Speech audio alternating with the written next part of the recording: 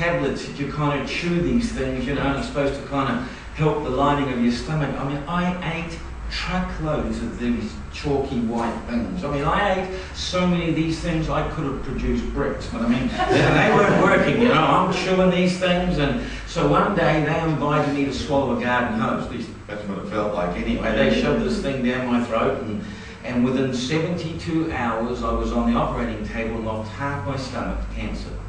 I mean, it just happened so quickly. I mean, I'd never been sick. I'd never been in hospital before. I'd never had anything urgent, and they opened me up from here to here, just right up, and they removed half of my stomach. And they kind of cleaned me up as best they could, and they told me that prognosis was, well, it was not good.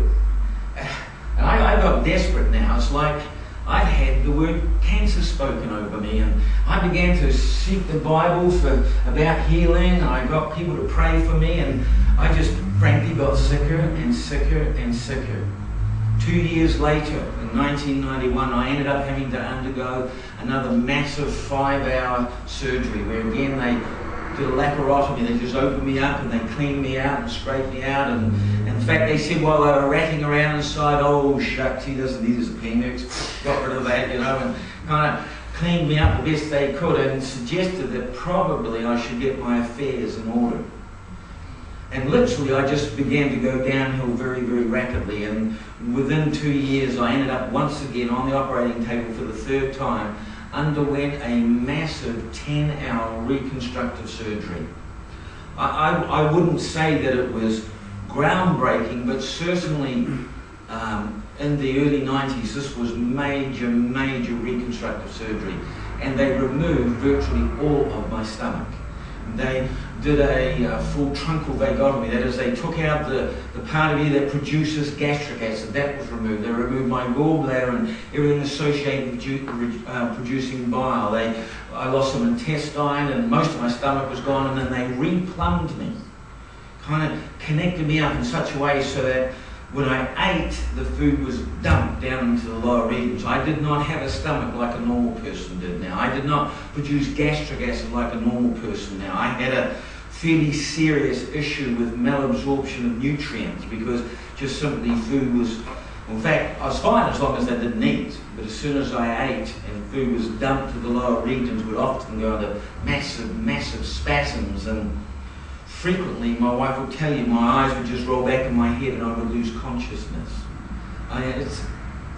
It's difficult to describe to you pain so horrendous that your systems shut down.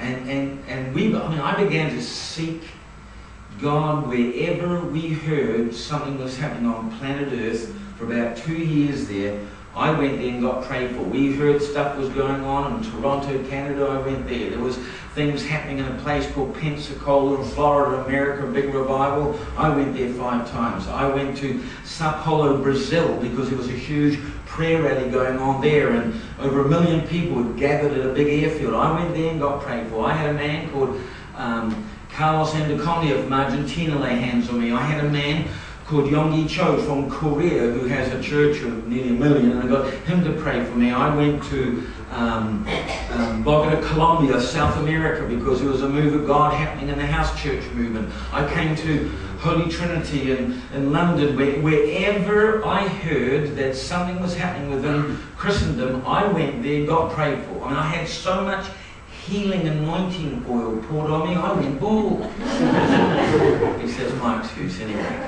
And I just seemed to get sicker and sicker and sicker. In August of 1994, as they started the surgery, it was about 1 o'clock in the afternoon. And after nearly 5 hours, they came out to the waiting room and spoke to Jenny and just told her that things were not going well, and that she just needed to be aware that things were really, really serious. And Jenny, very upset, immediately went to the telephone, and she called up the Christian radio station in New Zealand as part of UCB. You have UCB, Christian Broadcasters here, and well, I was on the board of UCB, and I actually had my own program for a number of years in New Zealand with this network called Radio Rima, and was staff chaplain, and so she calls up the station at 6 o'clock in the evening, just hoping that there'd be some people still in the building. I don't know whether you're aware, but a lot of radio stations actually go on remote at a certain time of the evening. It's all pre-recorded during the evening. So she was kind of hoping there'd still be some people in the building. And it just happened that this particular night, they were having a staff meeting and all 70 were still in the building. The station manager answered the phone and Jenny just blurted it all out that I was on the operating table, that I'd been in surgery 5 hours and things were not going well, and was it possible for some people to pray? And the station manager said, actually, we'll do something better than that. We will go live to air, we'll do a break-in, we'll go live to air, we'll call the nation to prayer. And so that night, nationwide, they went live to air and they just put the call out that the staff chaplain, the person who ran a certain program on Saturday nights, right now is fighting for his life. Would people pray? And even now, you know, 15 years later, when we're traveling New Zealand, we have little ladies, old ladies coming up to us and going, oh, I remember that night in '94. I was just fixing supper and the radio was going quietly in the background and I stopped what I was doing and prayed for you. You know, it's a very humbling thing to find out that hundreds of thousands of people across the nation stopped what they were doing and began to pray for me. Well, they brought surgery to an end after 10 long hours. I've become so unstable on the operating table. They've done all that they felt that they could do, and they moved me to recovery. And once I'd come out of deep anesthesia, they'd gone and got Jenny, and they were weaning me from the post-op area to intensive care. I was hooked up to every imaginable machine as you could think of, and some of what I'm going to share with you, I only know from what Jenny and the nurses told me. Jenny was walking beside the gurney and just stroking my hand, saying, it's all right, darling, I'm right here, you hold on now. And as they were moving from post-op to intensive care, I switched off, stopped breathing. Good night, nurse. Kicked the bucket. It was all over, you know. And it was very traumatic for Jenny, because suddenly it was a code blue or whatever they call it, and they pushed her out of the way and they began to work on me, and for 8.5 minutes I was dead. For 8.5 long minutes they worked feverishly on me while my traumatized wife watched them trying to get me breathing again. And I had a most extraordinary experience. I want you to understand something. I did not float above the bed. You know, you hear stories of people floating above the bed and they can see the body there and see people working on the body, see the surgeon pick his nose or something. That didn't happen for me.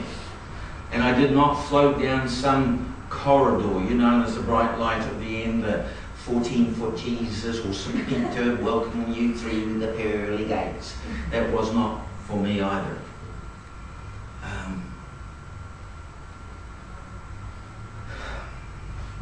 I became aware that I was in a place that was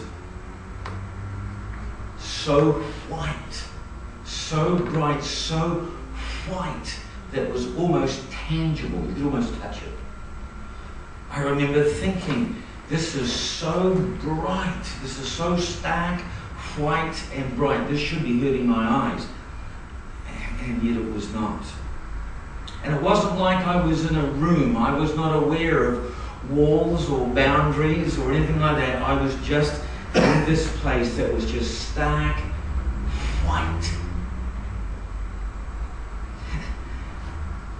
And there was a shining one. I don't know what else to call that which was standing just behind my right shoulder. Without a word being said, I was gently nudged forwards. And I transitioned. Now, it wasn't even as if I'd gone through a door or gone through a curtain. I just transitioned.